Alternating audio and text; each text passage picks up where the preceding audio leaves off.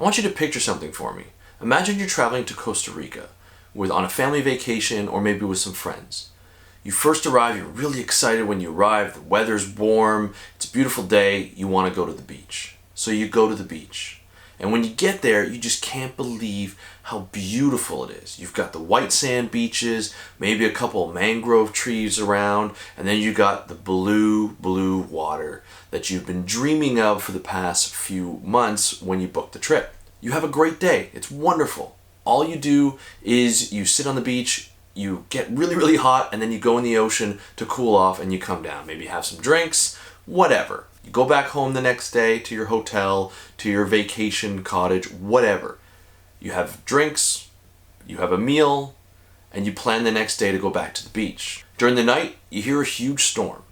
It pours down rain, thunder, lightning, whatever. You're inside, you're having fun with your family or your friends, having some more drinks, and having just a great time. Can't wait till the next morning to go back to the beach. And then you go back to the beach after that storm. It's beautiful again. The storm is past. Let's go to the beach. Let's enjoy that water. Let's enjoy that pristine white sand beach. And then when you get there, you can't believe your eyes. That white beach has been littered with plastic, bottles, sandals, plastic forks, plastic knives, all these little pieces of plastic just all over the beach, and you don't know why it's happened. The beach that you were at yesterday was pristine, and now it's just a garbage patch. That's what happened to me in Costa Rica. I knew there was a problem with plastics and litter in the ocean, but I didn't know when I went down there after a storm I would see what I saw. And that's not the only story of plastic being on a beach or any kind of litter or marine debris being washed up on a beach after a storm. There's been some other crazier stories that have come even from Costa Rica. In fact, Nathan Robinson, a friend of the podcast that I run, Speak Up for Blue podcast, came on the show the first time to tell his story of when he was doing research with a bunch of other people on a boat. They grabbed an olive ridley sea turtle, brought him on. We're going to do some makeup on it, do some studies, make sure it's healthy. Notice something protruding out the nose. And that famous video went viral. Why? Not because he had something protruding out the nose, because of what that object was. It was a plastic straw. This is what happens with marine debris and plastics. 4 months later, Nathan sends me an email. Andrew, it happened again. He was on the beach doing some studies of some olive ridley sea turtles that came up to nest on a beach. And there were some tourists around. The tourist came up to Nathan. He said, "Hey, can you help me? It looks like there's a sea turtle in trouble." They went over to the sea turtle, something protruding out the nose. Nathan's thought, oh my God, not again. What are the chances of seeing 2 in a row? As he pulls out this object, it's not a plastic straw.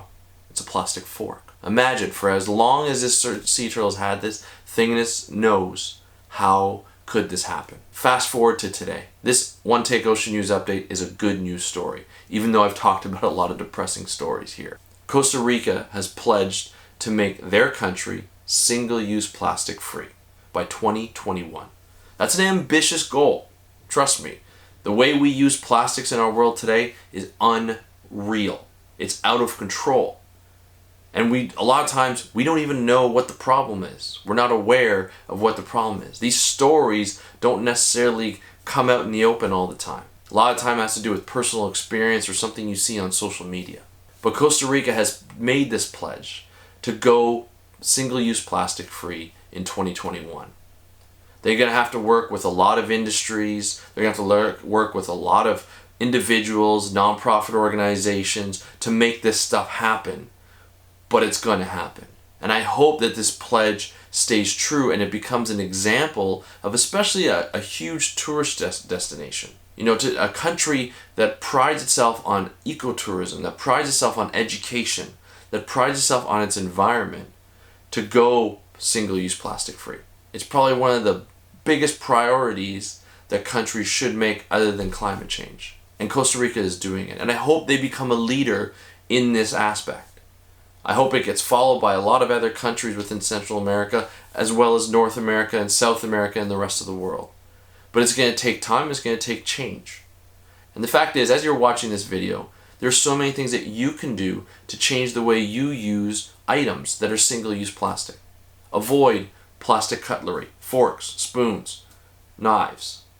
Avoid plastic plates. Avoid plastic cups, those plastic red cups that we love to play beer pong in. Avoid those.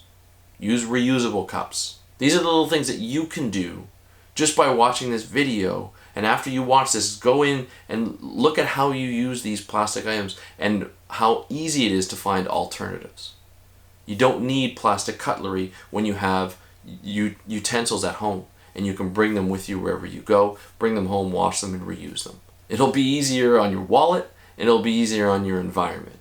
And I applaud Costa Rica for making this this dedication, for making this a goal for their country by 2021. I hope it goes through. I really do. I'll keep you updated. But until then, we just got to hope that they can do it. And you can help by starting to move away from single-use plastic. Anyway, that's it for today here on One Take Ocean News Update. I really appreciate you guys listening. If you want to hear more and stay updated on what's happening in the ocean, please subscribe down below and let me know what you do to avoid single-use plastics in the comments below. Until next time, I'm Andrew Lewin.